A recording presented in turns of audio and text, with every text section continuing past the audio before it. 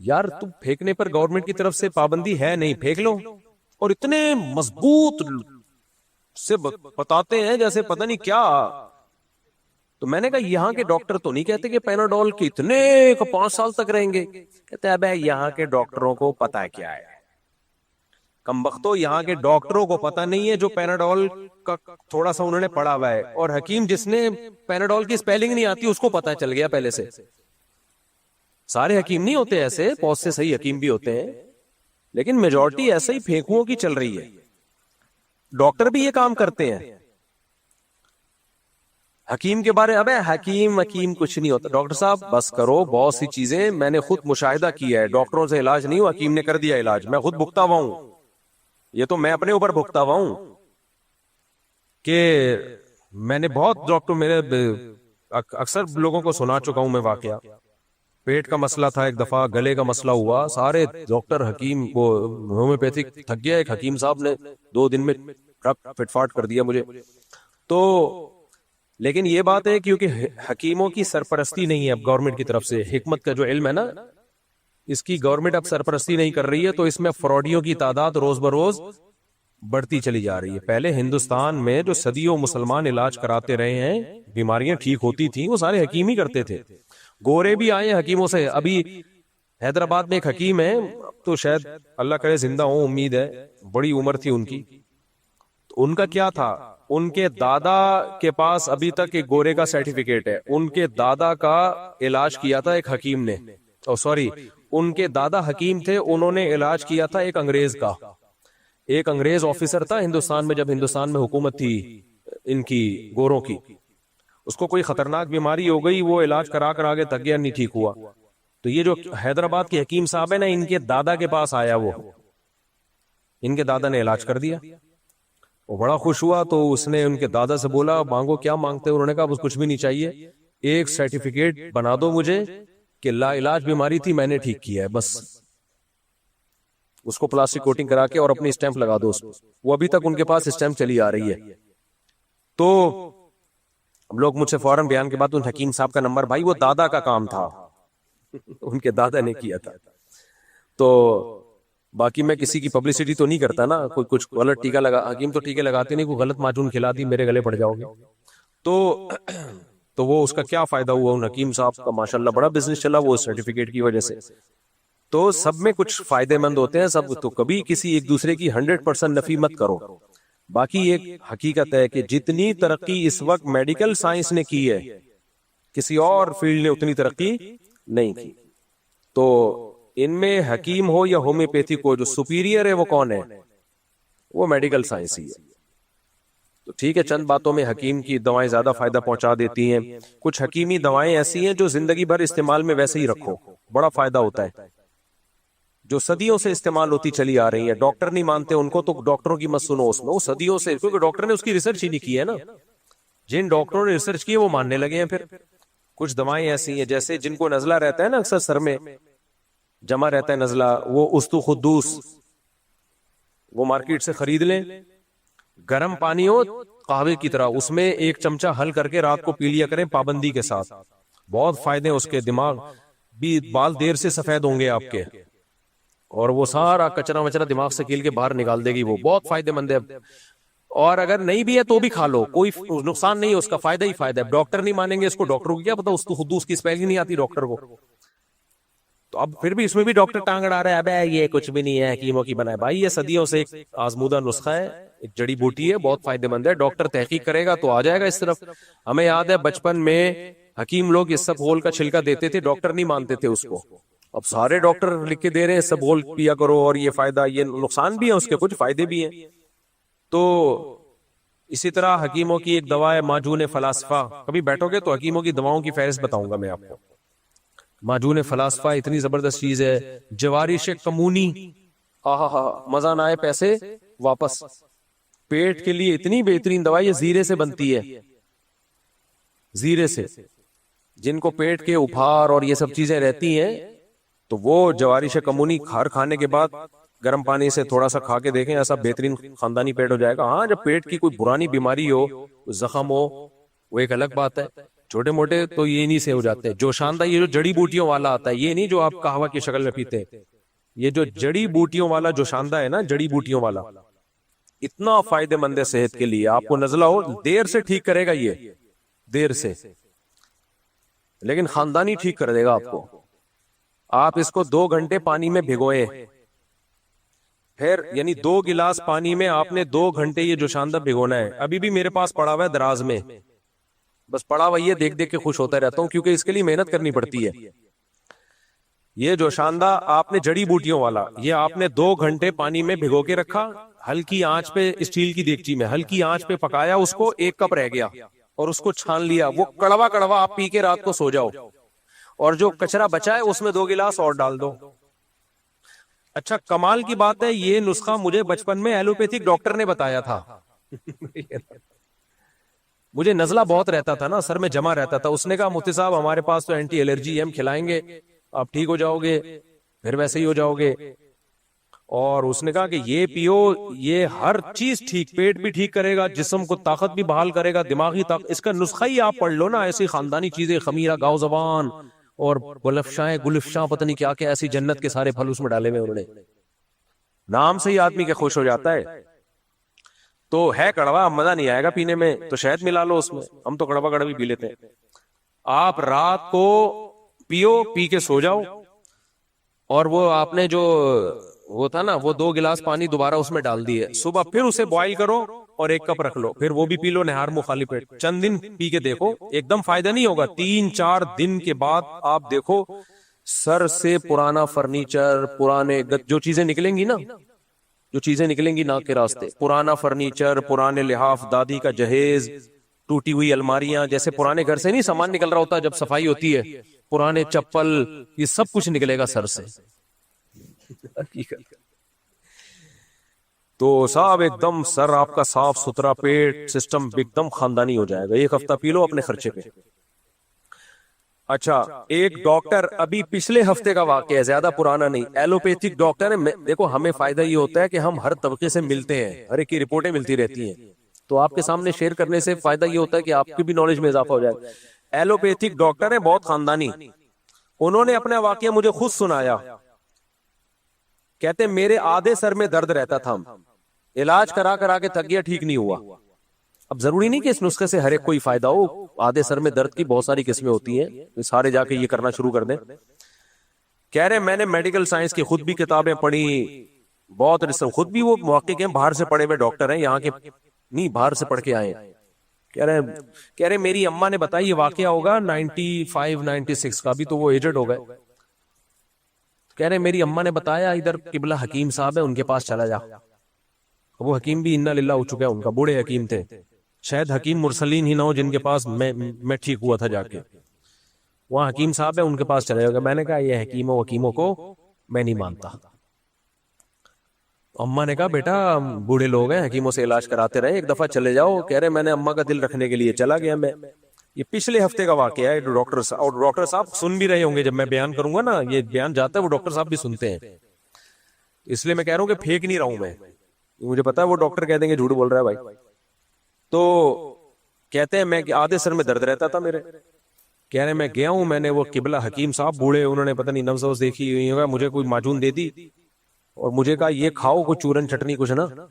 کہا 3 دن میں یہ درد کم ہونے کے بجائے بڑھے گا, 3 دن تک یہ اور بڑھے گا, اور ناک بھی بھاری ہو جائے گی, سانس بھی بند ہو سکتا ہے, لیکن برداشت کرنا, کھاتے رہنا ہے.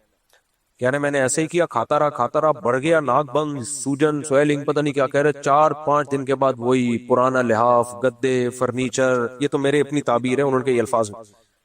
کہہ رہے جو ناک بہنا شروع ہوئی ہے, اتنا کچھ اندر سے مال ملادہ نکلا ہے, فٹ فاٹ. کہتے وہ دن آج کا دن, کتنے 20 سال ہو گئے فٹ فاٹ, اس سے بھی زیادہ بلکہ. تو اس لیے کسی بھی چیز میں مبالغہ آرائی ٹھیک نہیں ہے. ڈاکٹر جو کہہ دیتے ہیں حکیم کچھ بھی نہیں, بھائی ایسا نہیں ہے. آپ نے وہ حکمت پڑھی ہوتی تو پھر آپ بات کرتے ہیں. اور اسی طرح حکیم لوگ تو زیادہ یہ بیماری حکیموں میں ہے. ابے اور ہومیوپیتھک تو ایسے ماشاءاللہ پھینکو آ رہے ہیں نا مارکیٹ میں, ایسے ایسے پھینکو آ رہے ہیں ہومیوپیتھک. جس کمبخت کو کچھ نہیں آتا ہومیوپیتھک ڈاکٹر بنا ہوا ہے وہ. جرمنی میں سب سے مشکل کام ہومیوپیتھک ڈاکٹر بننا ہے. جہاں سے یہ فن آیا ہے, یہ جرمن ڈاکٹر تھا نا ہومیوپیتھک کا بانی, وہاں آپ کو وہ ایک پورے شہر میں 1-8 ڈاکٹر ملے گا. ہمارے ہاں جس کو کچھ نہیں آ رہا وہ ہومیوپیتھک کورس کر کے کیا بنا ہوا ہے, ہومیوپیتھک ڈاکٹر بنا ہوا ہے. ہر بیماری کا علاج یہ ہے, ایسا نہیں ہے. ہومیوپیتھک بہت مشکل فن ہے, اس میں علامتیں بہت زیادہ دیکھنی پڑتی ہیں, اس کے بعد جا کے آدمی فیصلہ وہ میڈیسن تجویز کی جاتی ہے کہ یہ کیا ہے. تو ہر فیلڈ میں اچھے بھی ہیں برے لوگ بھی ہیں, کسی کی بھی آپ 100% نفی نہیں کر سکتے. تو یہ قوم کی ایک بیماری ہے ہماری. حکیم سعید صاحب بہت زبردست حکیم تھے. وہ پاکستان میں چند ایک حکیم اجمل ہو گیا, حکیم مرسلین, حکیم سعید, یہ بڑے خاندانی حکیم گزرے, بہت ایکسپرٹ تھے یہ لوگ. ان کی اچھی بات پتہ ہے کیا تھی؟ حکیم سعید صاحب کی بات یہ تھی کہ بعض دفعہ ان کو پتا ہوتا تھا اس بیماری کا ایلوپیتھک میں آسان علاج ہے اور اچھا, وہ ایلوپیتھک دوا لکھ کے دے دیتے تھے. لوگ پھر اس سے چڑھتے تھے کہ یار وہاں حکیمی علاج کرانے آئے ہیں. تو ان کی بات یہی ہوتی تھی تمہیں آم کھانے سے مطلب ہے, یہ پیڑ گننے سے مطلب ہے. آم کھانے سے مطلب ہے پیڑ گننے سے. مجھے یاد ہے ایک حکیم صاحب ہوا کرتے تھے, میں ان کے پاس چلا گیا, وہ ان کو شہید کر دیا دہشت گردوں نے. اچھے لوگ ویسے ہی شہید ہو جاتے ہیں بےچارے. تو مجھے بخار تھا, انہوں نے مجھے پیناڈول دے دی. میں نے کہا میں تو حکیمی علاج کرنے ہیں. انہوں نے کہا بیٹا پیناڈول بہترین چیز ہے, اس کے کوئی سائیڈ افیکٹ نہیں ہے, بخار کے لیے بہترین چیز ہے, کھا لو. ہمارے پاس بھی اگر یہ کھا لو, جب اس سے آرام سے اتر جائے گا تو کیا ضرورت ہے, تو کوئی باقی ضرورت ہوگی کوئی بیماری کی تو میں دوا دے دوں گا. تو ایسے حکیم مارکیٹ میں کیا چل رہے ہیں, شارٹ ایماندار نہیں ہے نا. حکیم کی بھرم بازیاں ہوتی ہیں. آج کل اسٹیرائڈ کا استعمال, اسٹیرائڈ ہوتا ہے نا, اس کا بہت زیادہ استعمال کر رہے ہیں حکیم. میں نے ابھی 2 حکیموں کو پکڑا ہے اس میں. ایک لڑکے کو انہوں نے دوا دی, اب بات حیا کے خلاف ہے. وہ لڑکا بیچارہ, وہ ہے مسائل جو آج کل نوجوانوں کے ہیں, شادی ہو گئی ہے وغیرہ وغیرہ, تو کسی حکیم قبلہ کے پاس چلا گیا. میں نے منع کیا حکیم کے پاس نہ جانا, اس میں ڈرامے بازی بہت ہو رہی ہے. وہ نہیں چلا گیا, وہ دوا کھا کے پتہ نہیں ٹارزن بنا ہوا گھوم رہا ہے. میں نے کہا بس کر, اپنی زندگی برباد نہیں کر. کہہ رہے نہیں وہ بڑے زبردست حکیم ہیں. میں نے وہ دوا, میں نے کہا ایک لیب ہے اس میں جا کے ریسرچ کرو, تحقیق کروا لے. کروائی تو اسٹیرائڈ نکلی اس کے اندر.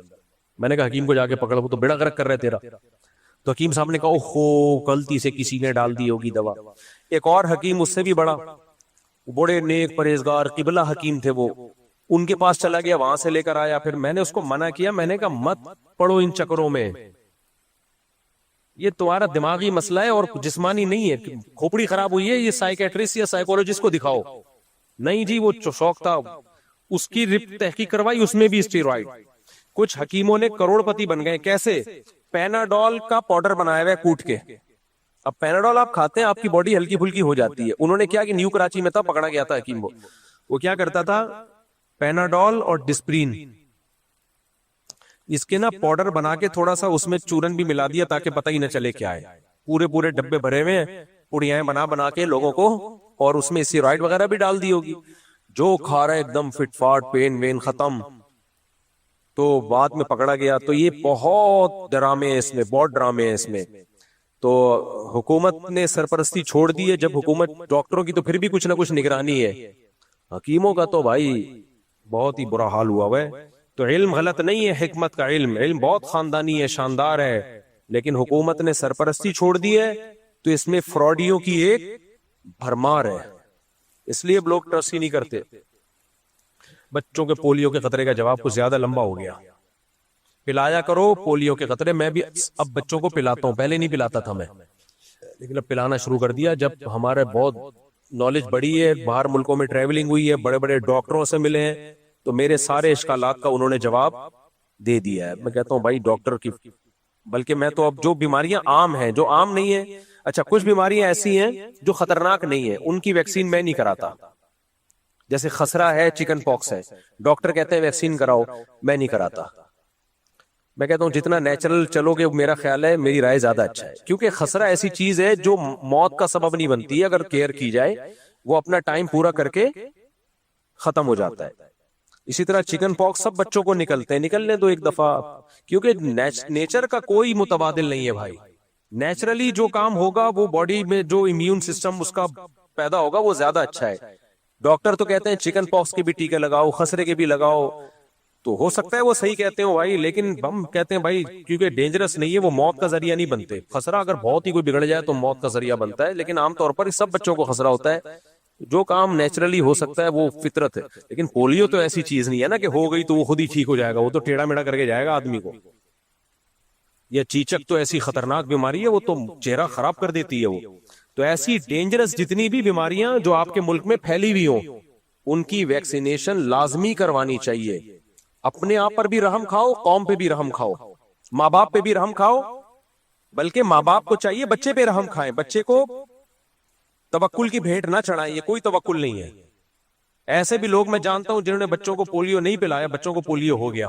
اب جب وہ بچہ بڑا ہو کے تحقیق کرے گا کہ مجھے قطرے پلا دیے جاتے تو مجھے نہ ہوتا, اس کے دل میں کیا عزت رہے گی اپنے ماں باپ کی. اس لیے یہ اچھا ایسی باتیں کرو, لوگ کہتے ہیں سرکاری ملا درباری ملا. ہمیں نہ پولیو والوں سے کوئی پیسے ملتے ہیں, نہ کہیں سے کوئی ایک ڈھیلا بھی نہیں ملتا ہمیں. آپ کے فائدے کے لیے بتا رہے ہیں, ماننا ہے مانو, نہیں تو تجربے کی بھینٹ چڑھاؤ اپنے بچوں کو, تجربے کرتے رہو. وہی لنگڑے لولے معاشرہ ہمارا. یورپ امریکہ میں جاؤ, ایک بھی آپ کو نہیں ملے گا کوئی بیچار, یعنی کوئی اس طرح کا پولیو کا مریض. ہمارے یہاں بھرے ہوئے. تاجدار احمد شاہ کیا سید لوگ بخشے جائیں گے؟ نہیں بھائی, سید بھی سے بھی حساب و کتاب ہوگا. سیدہ فاطمہ رضی اللہ تعالی عنہا سے زیادہ مبارک ہستی کون ہو سکتی ہے؟ نبی نے آپ کو فرمایا کہ میں تمہارے کام نہیں آؤں گا اگر تمہارے اعمال نہیں ہے. حدیث کا مفہوم ہے. تو سب سے پہلے اسلام میں اعمال ہے, باقی سب کچھ اس کے بعد. کیا آیت الکرسی فرض نماز کے بعد پڑھنے سے جنت میں داخل کیا جائے گا؟ جی حدیث میں آتا ہے فرض نماز کے بعد آیت الکرسی. لیکن اس طرح کی حدیثوں سے جو آتا ہے نا کہ جنت میں داخل, تو مطلب کیا ہوتا ہے کہ صغیرہ گناہ معاف ہو جائیں گے, کبیرہ گناہ توبہ کے بغیر معاف نہیں ہوتے. اللہ کا قاعدہ ہی ہے, وہ آیت الکرسی سے معاف نہیں ہوں گے. اور یہ کہ میرا نام ضرور لیجئے گا. کیا نام ہے بھائی؟ تاجدار احمد شاہ. ماشاءاللہ بڑا خاندانی نام ہے. لگ رہا ہے پولیو کے قطرے پیے ہوئے ہیں. اچھا, پولیو کے قطرے پلوانے کس سے ہیں؟ یہ بھی اہم سوال ہے. پولیو کے قطرے ہر نتھو پھتو سے نہیں پلاؤ, پتہ نہیں منہ میں کیا ڈال کے چلا جائے. وہ اپنے علاقے کی جو کلینک میں جو آپ کا ریلائبل ڈاکٹر ہے اس سے پلوا کے بچے کے نشان لگوا دو, تاکہ پھر جو پولیو ٹیم آتی ہے نا اس کو بتاؤ بھائی ہم نے پلا دی ہے. سمجھ رہے ہو کہ نہیں سمجھ رہے؟ تو ورنہ پھر وہ تنگ کرتے ہیں, پلاؤ بھائی کیوں نہیں پلایا, ان کو پیچھے سے گورنمنٹ کی طرف سے آرڈر ہے, تو پھر وہ پریشان کرتے ہیں. تو بہتر ہے, میں ایسے ہی کرتا ہوں بچوں کو, اپنے کلینک ہے کوئی لیڈی ڈاکٹر ہے, گھر والے لے جاتے ہیں بچوں کو, وہ پوری ویکسینیشن کا کورس کر دیتے ہیں. اچھا ہوتا ہے بھائی. ہمارے اب دیکھو یہ کووڈ کی ویکسین آئی ہے دنیا میں, اس کے بعد کووڈ الحمدللہ ختم ہو گیا, ورنہ ایک لائن لگ گئی تھی بھائی. اچھا, ایک اور اہم بات ہے, بعض لوگ ایسے ہیں جن کو کووڈ کی ویکسین لگی اور انا للہ ہو گیا ان کا. خبریں آ رہی تھی, دیکھو میرے ماموں کو پولیو کے وہ کووڈ کی ویکسین لگی, چل پڑے فلانے, چل پڑے فلانے, چل پڑے. میرے پاس ڈاکٹروں کی فہرست ہے, میں نے فون گھمائے, ڈاکٹر صاحب وہ بھی مر گیا, وہ بھی. ڈاکٹر نے ایک بڑی زبردست بات کی, اس نے کہا مفتی صاحب اس میں کوئی ایسی چیز نہیں ہے جو بندہ مار دے. اب ہوتا یہ 24-25 کروڑ پاکستان کی آبادی ہے, ان میں اگر 10 کروڑ کو بھی لگ رہا ہے, ان 10 کروڑ میں کم از کم 50,000 تو ایسے تھے جنہوں نے آج مرنا تھا. کیا خیال ہے؟ 40-50,000 تو ایسے ہوں گے نا 10 کروڑ میں جنہوں نے آج کیا تھا. یہ 40-50 بھی اگر زیادہ ہے, 4-5 ہزار تو ایسے ہوں گے جنہوں نے آج مرنا تھا. اب لگی تو سب کو ہے ان 10 کروڑ میں. 30-40 ہزار یا 10,000 یا 5,000 یا 500 جن کو اس دن اٹیک ہونا تھا جس دن, تو اب ان کی ویڈیو بنا بنا کے لوگوں نے ڈال دی. وہ اس ویکسین کی وجہ سے نہیں مرے ہیں, وہ نہیں لگتی تو بھی مرنا تھا انہوں نے. تو وہی بات ہے, تحقیق جب کی جاتی ہے تو یہ دیکھا جاتا ہے کتنوں کو لگی, اس میں سے کتنے مرے. تو اگر اتنے مرے جتنے روز مر رہے ہیں تو پھر یہ بھائی ویکسین کی وجہ سے نہیں ہے, یہ ویسے ہی ہے. تو اس لیے یوٹیوب یا فیس بک کی تحقیقات پر اندھا اعتماد مت کر لیا کرو. یہ جس ڈاکٹر خود بھی تو لگا رہے ہیں اپنے. اگر ویکسین لگنے سے بندے مر رہے ہوتے تو ڈاکٹر کیوں لائن لگا کے کھڑے ہوتے, سب سے پہلے ہمارے لگاؤ. تو یہ اس سے بھی آگے نکل رہے ہیں ڈاکٹروں سے بھی. یہ بیماری پاکستان میں جو فنٹر جتنے ماشاءاللہ ریسرچر پاکستان میں پیدا ہوتے ہیں. یار ایک بڑی پیاری ویڈیو بیان سے ہٹ کر ہے لیکن بتا دوں, کچھ لڑکے ویڈیو بناتے ہیں منہ پہ لال رومال نہیں ہوتا, لال رومال رکھ کے بھائی ٹک ٹاک پہ یا فیس بک پہ نہیں, شارٹس جو آ رہے ہوتے ہیں نا یوٹیوب پہ, یہ مجھے یاد نہیں ابھی, وہ ایک ہی بندہ ہے میرا خیال ہے 4-5 بندے بنا ہوا ہوتا ہے ایک ہی ٹائم پہ. بعض ویڈیو بڑی خاندانی بناتا ہے یار, ایسا نقشہ کھینچتا ہے نا سوسائٹی. میں نہیں دیکھتا زیادہ ویڈیوز یہ, لیکن ان کی جہاں آئے گی میں دیکھتا ہوں. جیسے کل ویڈیو بنائی, یہ پاکستانی قوم کا حال ہے لڑکوں کا, لونڈے لپاڑوں کا. کل میں نے ایک ریل چلتے ہوئے نا نظر سے گزری, اس میں وہ ایک لال سا وہ انہوں نے ماسک چڑھایا ہوا ہوتا ہے, ہوٹل پہ بیٹھے ہوئے 3 لونڈے, باتیں کیا ہو رہی ہیں یار. ایسا ہے 50 لاکھ سے نا ہم بزنس شروع کرتے ہیں. دوسرا کہتا ہے جب بزنس کرنا ہے نا تو کروڑ سے کرو, پھر مزہ ہے بزنس کا. وہ دوسرا اور تیسرا اس کی ہاں یار بزنس ہو تو پھر کروڑ تو ہو کم از کم, 50 میں کیا ہوتا ہے. پھر کہا چلو تینوں مل کے پیسے ملاتے ہیں. یار جب تینوں, یا بھی مجھے پورے الفاظ تو یاد نہیں ہے نا, میں تو رٹا تھوڑی لگا کے میں نے یاد کیا, ہو سکتا ہے کچھ ان کی تعبیر میں میری تعبیر میں تھوڑا فرق آ جائے, لیکن جو میسج ہے وہ میسج ان کا جو دینا چاہ رہے ہیں نا وہ میں بتا رہا ہوں. کہتے کہ یار اگر تینوں نے ملا کے کرنا ہے 50 میرے 50 تیرے اور 1.5 کروڑ, کیا یار 1.5 نہیں کرنا ہے تو پھر 2 کروڑ سے کرو. یہی باتیں ہوتی ہیں نا. ابے مزہ بزنس کا جب ہی آئے گا جب کم سے کم کتنے 2 کروڑ. اتنے میں وہ ہوٹل میں بیٹھے, وہ آیا چائے, انہوں نے کہا یار 3 دودھ پتی لیا. وہ کہہ رہا میرے پاس تو پیسے نہیں. کیا ایسا کر ایک لیا, دونوں آدھی آدھی پی لیں گے, دونوں کیا کر لیں گے آدھی آدھی. وہ چلا گیا. پھر باتیں یار 2 میں آج کل کچھ نہیں ہوتا, کرنا ہے تو کس سے کرو 3 کروڑ سے کرو. ایسی باتیں چل رہی. وہ آیا پراٹھا, چیز والا پراٹھا, اتنے کہا بے چیز والا نہیں سادہ لیا. وہ بھی 3 نہیں, 3 آدمی ایک پراٹھے میں شریک ہو رہے ہیں. باتیں کیا ہو رہی ہیں 1.5 سے کرو, 2 کروڑ سے نہیں 3 کروڑ سے.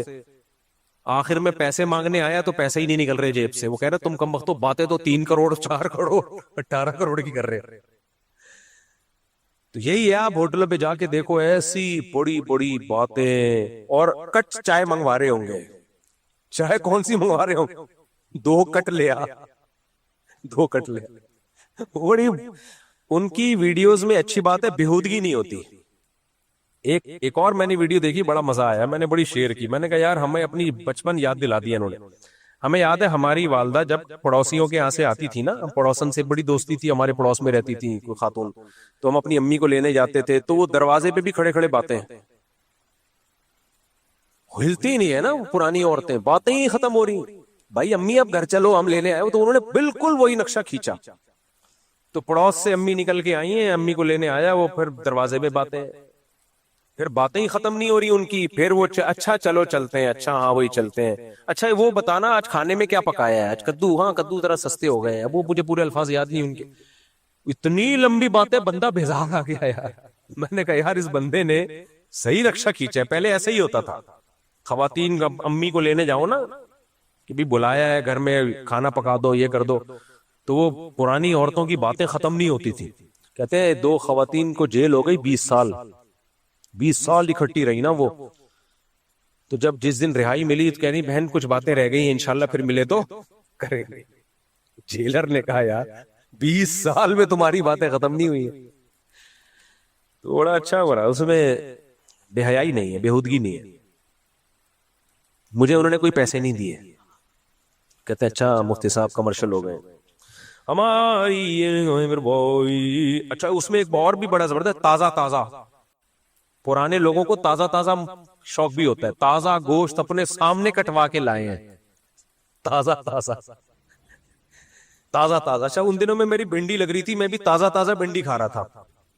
جس کو میں بھنڈی کھلاتا بولتا بالکل تازہ تازہ ہے, تازہ تازہ. تو اس پہ ہمارے بانجوں نے بھیجی, بولے یہ تازہ تازہ کا انہوں نے بیڑا غرق کر دیا ہے. تو تازہ تازہ. پھر وہ دادے لوگ یہ باتیں کر رہے ہوتے نا, ابے تم لوگ تو یہ فروزن مرغی کھاتے ہو, ہم تو تازہ تازہ مرغا کاٹ کے کھاتے تھے. تو ایک نے, اب مقابلے ہو رہے ہیں, تو ایک نے کہا ابے سامنے ہم تو انڈا خریدتے تھے, مرغی بٹھاتے تھے, اس چوزے کی اپنے حساب سے تعلیم و تربیت کرتے تھے, پھر تازہ تازہ کاٹ کے کھاتے تھے. تو یہ بوڑھوں میں یہ مقابلے ہوتے ہیں. اس کے بعد سے میں نے یہ کہنا چھوڑ دیا تازہ تازہ بھنڈی. لیکن ہماری بھنڈی آرگینک تھی, وہ واقعی تازہ تازہ تھی. اچھا میرے بھائی, بیماری کا علاج اللہ کی طرف سے, اس پر یقین کرنا ضروری ہے, وہ کافر ہو جائے گا. مجبوری ہے یار, قریب کا ہے, افسوس ہو رہا ہے. بیماری کا علاج آپ صلی اللہ علیہ وسلم نے بتایا اللہ تعالیٰ کی طرف سے, اور اس پر یقین کرنا ضروری ہے. جو انکار کرے گا وہ کافر ہو جائے گا. جیسے شہد میں شفا ہے. میری خالہ کی بیٹی ہے, والدین میری شادی کرنا چاہتے ہیں, لیکن مجھے بیماری کا شادی سے کیا تعلق ہو گیا, لیکن مجھے 10% بھی دل مائل نہیں ہے اس کی طرف, کیا کروں؟ والدین کہتے ہیں تمہاری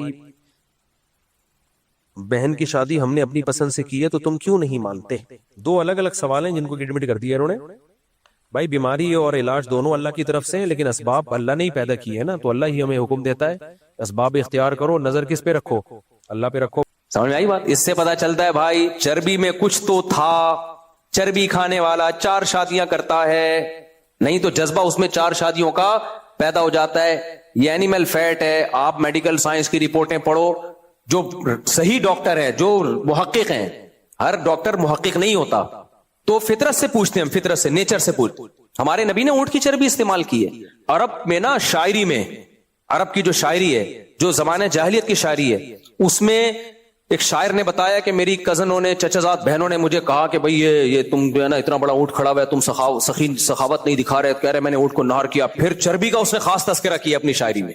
اونٹ کی سفید چربی بہت زبردست ہوتی ہے. میں نے ایک دفعہ اس کا گھی نکالا تھا اونٹ کی چربی کا, ہلکا سا کوکنگ کر کے نا, ایسا بہترین, کوئی اسمیل نہیں ہوتی, اتنا مزے کا ہوتا ہے وہ, لیکن لوگ نہیں کھاتے. اب یہ جو دمبا ہے, اللہ تعالیٰ نے چکی والے دمبا پورا گھی کا ڈبہ اس کے پیچھے لگا دیا. کیا خیال ہے کہ نہیں ہے؟ پوری زندگی وہ گھی کا ڈبہ اپنے ساتھ لے کے گھومتا ہے. وہ جو چربی ہے نا, جس کو پگھلاتے ہیں تو گھی بن جاتا ہے. وہ بزبان حال وہ دمبا کہہ رہا ہوتا ہے کہ میں جب کٹوں گا تو میرا گوشت اس ڈبے میں پکے گا. بزبان حال وہ, یہ فطرت, یہ نیچر کی, یہ گفٹ, فطرت کے گفٹ ہیں ہمارے لیے. یہ اللہ کے گفٹ ہیں. کس کے لیے؟ کہ اللہ نے کہا کیونکہ دمبے کھانے والوں کو چربی کا شوق ہوتا ہے, بکرے کھانے والوں کو نہیں ہوتا. حقیقت ہے. اور دمبے اکثر سرد علاقوں میں ہوتے ہیں, دمبے میں گرم علاقوں میں نہیں رہتا, تبھی اس کے بال بار بار صاف کرنے پڑے. اللہ نے اس کو قدرتی سویٹر پہنایا ہوا ہے یہ بتانے کے لیے کہ ٹھنڈے علاقوں کیا ہے, اور ٹھنڈے لوگ, اسی ٹھنڈے علاقوں کے لوگ یہ کھائیں گے اور فیٹ میں پکے گا. تو اللہ میاں نے اس کے پیچھے ایک چکی بنا کے پورا گھی کا ڈبہ چپکا دیا. ساری زندگی وہ گھی کا ڈبہ اٹھا اٹھا کے گھومتا ہے کہ بھائی میں جب کٹوں گا تو میرا گوشت اسی میں پکے گا. ہم نے کیا کیا, ڈاکٹروں کی باتوں میں آ کے, جو بےچارے صحیح سمجھدار ڈاکٹر نہیں ہے, ان کی باتوں میں آ کے وہ چربی اٹھا کے صابن بنا دیا ہم نے اس سے, یا وہ کسی کو دے دیا, اور الگ سے ہم نے کوکنگ آئل مارکیٹ سے خریدا اور اس میں اس کے گوشت کا بیڑا غرق کر دیا. ذائقہ کی بھی ایسی کی تیسی اور صحت کی بھی ایسی کی. بولو, تو یہ غریبوں والی خوراک ڈالڈا ہے یا کوکنگ آئل ہے. ڈالڈا کو اسپیشلی, کوئی ڈالڈا پھر بھی نسبتاً بہت سے آئل سے بہتر ہے, ایک کمپنی ہے نا. باقی جو لوکل آئل بک رہے ہیں ان کا تو پتہ نہیں ڈیزل سے آئل بنا رہے ہیں بھائی, کس سے بنا رہے ہو کچھ پتہ نہیں ہے, کیا ڈال رہے ہیں اس میں. لوگ چمک دیکھتے ہیں اس. آپ چند دن میرے مشورے پہ چربی کھاؤ, پھر آپ اپنے رنگ دیکھو اور آپ اپنا کلر دیکھو, اور بچوں کو کھلاؤ, ایسے دمبے جیسے ہو جائیں گے, مسٹنڈے دمبے جیسے ہو جائیں گے. ہاں بعض ڈاکٹر آپ کو منع کریں گے, دل کی بیماریاں آتی ہیں فلاں, وہ ان لوگوں کی آتی ہیں جو ہارڈ ورکنگ کرتے نہیں, خوراک کھا رہے ہیں ببر شیر والی اور حرکتیں بکریوں والی کر رہے ہیں. تو جب شیر جیسی خوراکیں کھائی جاتی ہیں تو آپ کا لائف سٹائل بھی کیسا ہوتا ہے؟ شیر جیسا ہوتا ہے. شیر دھاڑتا ہے, دوڑتا ہے, جھپٹتا ہے, کھا پی کے پھر مسنڈوں کی پڑا بھی محنت کرتا ہے, پھر لائف میں انجوائے بھی کرتا ہے. لیکن ایسا ہی نہیں ہے کہ پڑے پڑے زندگی گزار دے. تو جن لوگوں نے ورزش نہیں کرنی, بھاگنا دوڑنا نہیں ہے, ہارڈ ورکنگ نہیں ہے, پڑے ہوئے ہیں, تو وہ تو بھائی چربی کھا کے مریں گے. لیکن اس میں پھر چربی کا قصور نہیں ہے, دمبے کا قصور نہیں ہے, اس میں آپ کے لائف سٹائل کا قصور ہے. وہ تو کچھ بھی کھائیں گے تو مریں گے آپ. تو یہ اسلام نے خوراک بتائی ہمیں, یہ بادشاہوں والی خوراک ہے. آج غریب چربی کھا رہا ہے, اس کے پاس کوکنگ آئل کے بیچارے کے پاس پیسے نہیں ہوتے, وہ کیا کھا رہا ہوتا ہے؟ چربی کھا رہا ہے. وہ منہ بھی بنا رہا ہوتا ہے, اللہ نے مجھے پیسہ نہیں دیا اس لیے میں چربی کھا رہا ہوں. او بھائی صاحب, تو زیادہ بادشاہوں والی خوراک کھا رہا ہے. تو پھر اسلام میں جو دوسرے جس آئل کی فضیلت بیان کی گئی ہے وہ کون سا ہے؟ زیتون. وائٹامن ای سے بھرپور ہوتا ہے. میں ایسے علاقوں میں گیا ہوں جن لوگوں میں زیتون انٹیک زیادہ ہے, ان کی اسکن ہی الگ نظر آ رہی ہوتی ہے, عجیب ہی لگ رہے ہوتے ہیں, جوان تو الگ ہی لگ رہے ہوتے ہیں, نظر آ رہے ہوتے ہیں. بھائی یہ کوئی یہ وہ والی خوراک ہے, ہمارے والے پراٹھے پہ سیٹ نہیں ہوئے یہ لوگ. تو اب زیتون میں لوگ کہتے ہیں ایکچولی مہنگا بہت ہے. بھائی صاحب, زیتون کا 1 چمچ ڈلتا ہے اور یہ جو دوسرے کوکنگ آئل ان کے 6 چمچ ڈلتے ہیں تو نتیجہ وہی نکل جاتا ہے. لیکن دماغ جب آدمی کا سیٹنگ پہ نہ ہو تو کیا کر سکتے ہیں. تو ہمارے نبی صلی اللہ علیہ وسلم کی خوراکیں بڑی خاندانی تھی. تو اسی طرح نبی صلی اللہ علیہ وسلم نے دودھ پیا ہے. دودھ غریبوں کی خوراک آج بن چکی ہے. اصل میں یہ کس کی خوراک ہے؟ اب دیکھو دودھ کیسے پیا ہے, بوائل کر کے نہیں. دیکھو نبی صلی اللہ علیہ وسلم کو فالو کرنا ہے تو پورا فالو کرو گے تو فائدہ ہوگا, جس طریقے سے آپ نے جو چیزیں استعمال کی.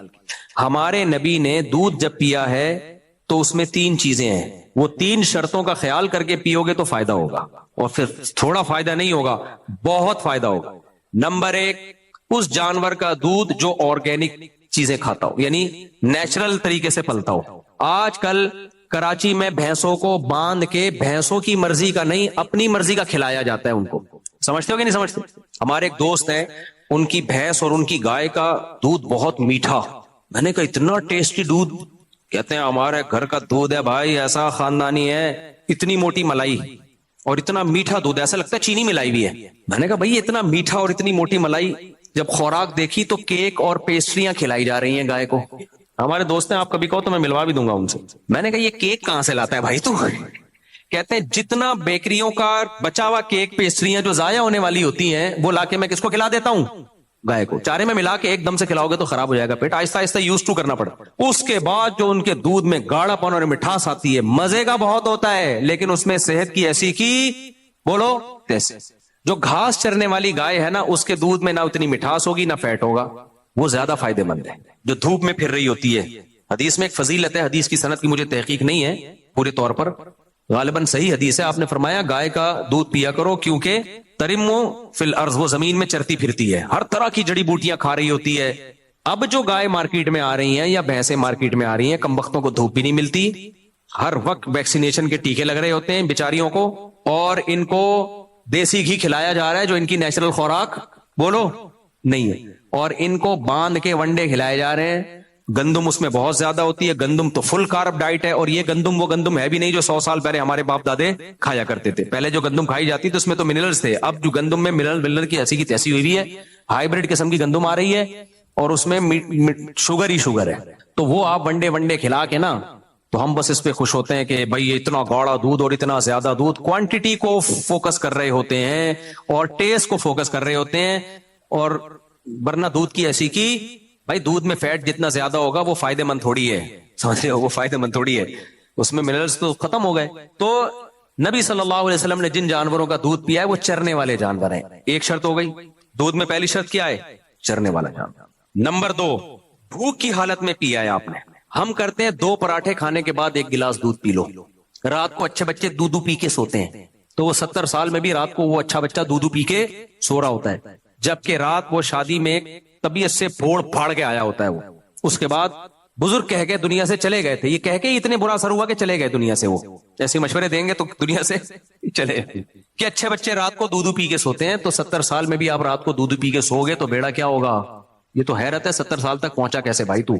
اس میں ایک تو فیٹ اتنا ہے اور تم رات کو پی کے سو رہے ہو تو سارا چربی جمے گی بھائی, تو ہڈیاں, وہ تو سارے کولیسٹرول ہے. تو نبی صلی اللہ علیہ وسلم نے دودھ استعمال کیا شدید بھوک میں کھانے کی جگہ. دودھ صحیح بخاری کی حدیث ہے یا مسلم کی, کہ دودھ وہ خوراک ہے جو کھانے اور پینے دونوں جگہ استعمال ہوتا ہے. تو ہم لوگ ایسا نہیں کرتے میرے بھائی, ہمیں جب بھوک لگ رہی ہوتی ہے تو دودھ سے کون پیٹ بھرتا ہے آج کل؟ دودھ سے کوئی پیٹ نہیں بھرتا. صحابہ کرام جو دودھ پیتے تھے پیٹ نہیں بھرتا, یعنی وہی کھانے کے طور پہ ہوتا تھا. آپ چند دن یہ کر کے دیکھو, بھوک لگ رہی ہے شدید, آپ صرف دودھ پی لو. ہمیشہ نہیں کرو کیونکہ آپ کو دوسری چیزیں بھی چاہیے, لیکن کبھی کبھار ایسا کر لو تو دیکھو کیسا آپ کو فائدہ ہوگا دودھ کا. تیسری چیز جو نبی صلی اللہ علیہ وسلم نے دودھ میں کی ہے, فریش ملک. ادھر نکالا اور ادھر پی لیا, بوائل نہیں کیا. اب ڈاکٹر میرے اس بات پہ کہیں گے لو بھائی جراثیم والا دودھ پلا رہے ہو. بھائی جراثیم پیدا ہونے سے پہلے پی لو آپ. یہ جو آپ گوالوں سے دودھ لے کر آ رہے ہو, اس میں دودھ بھی ہے, گوالے بھی ہیں اس میں, یعنی ان کی اپنی بھی ایفرٹس اور ان کی بھی چیزیں. اس کو تو بوائل کرنا ہی پڑے گا, یہ کچا نہیں پی لینا آپ. لیکن دودھ کو جب آپ بوائل کر لیتے ہیں تو نیچرل فارم میں نہیں رہتا. اللہ نے قرآن مجید میں دودھ کی بہت تعریف کی ہے. وَإِنَّ لَكُمْ فِي الْأَنْعَامِ لَعِبْرَةً, فرمایا تمہارے لیے ان چوپایوں میں عبرت کا سامان ہے. نُسْقِيكُم مِّمَّا فِي بُطُونِهِ مِن بَيْنِ فَرْثٍ وَدَمٍ لَبَنًا خَالِصًا سَائِغًا لِّلشَّارِبِينَ. ہم کیسے چکنا گاڑا دودھ سوکھا چارے سے تھنوں میں نکالتے ہیں اور ایسے خلق میں پھسلتا چلا جاتا ہے. تو اللہ نے اس دودھ کی تعریف کی ہے جو تھن سے نکلے اور کہاں جائے, گلاس میں آ کے آپ کے حلق میں چلا جائے. یہ گلاس کا ذکر اس لیے کہ ایسا نہ ہو جذبات میں آگے ڈائریکٹ منہ لگانا شروع کر دو, کوئی بھروسہ نہیں ہے وہیں منہ لگا کے پی رہے ہوں.